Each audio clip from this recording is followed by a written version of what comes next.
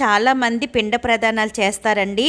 అలాగే ఇక్కడ బ్రాహ్మణులకి స్వయం పాకం ఇస్తారండి. అలాగే చనిపోయిన పుణ్య స్త్రీలకు కూడాను చాట, పసుపు, కుంకుమ అవి కూడాను ఈ రోజున పంచిపెడతారు.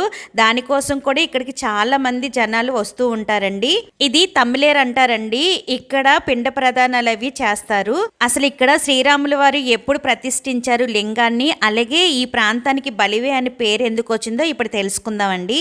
ఇక్కడ గుడిలోని స్వామివారి లింగ ప్రతిష్ఠ త్రేతాయుగంలో జరిపినట్టుగా చెప్తారండి. శ్రీరాములు వారు రావణాసుని సంహరించిన తరువాత అయోధ్యకి చేరడానికి ముందు బ్రహ్మహత్య దోషం పోగొట్టుకోవడానికే మార్గ మధ్యలోని చాలా చోట్ల శివలింగాల్ని ప్రతిష్ఠ చేసుకుంటూ వెళ్ళారండి.